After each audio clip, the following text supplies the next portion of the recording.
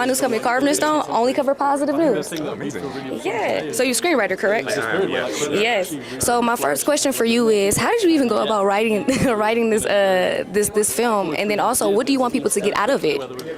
So the film is kind of quite intensely researched because it's a film about molly houses, sort of queer spaces in London in the 1720s. So actually we are writing within history. So a lot of the work that we did was trying to compile and sort through history and trying to find those stories. So a lot of our work was research based.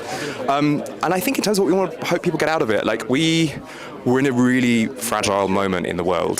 And I mean, we've got President Trump back in power here. We're probably on our way to fascism in the UK as well. We're not far behind. Yesterday, a few days ago, we saw Trump say there's only two genders. And our film is about a queer space in which you can be free to live exactly as you are. And you can be free to be who you are.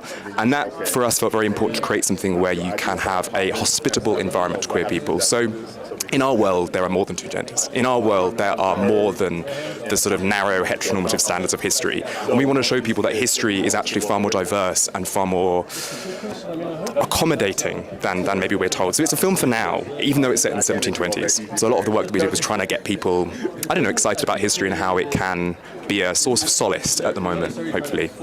Yeah. I feel in school we don't get the history that we should get, so I appreciate you for doing what you do. And with that being said, how did you go about your research and what you wanted to include? The striking thing was, if you are queer in the 1720s, the only way in which your life is recorded is when you were arrested. So all of the work that we did was just going through criminal records and trying to find the stories of queer men. I mean, all of us on the team are queer. It's an entirely queer team. Our job was to try and find the stories of people who were wrongly, often imprisoned, pilloried, or executed. There was huge amounts of execution in England at the time for being queer. Now, our job was to try and locate those histories and then try and write a story in which we can recognize ourselves. You and I can be recognized in history. Because history, we also get the sense of it's both straight and it's very white.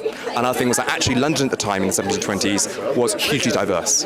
We had a melting pot of diversity, more diversity than actually we're told by historians. So our job was trying to overturn that history as much as we can and create a story that's sexy and fun and hopefully quite thrilling as well.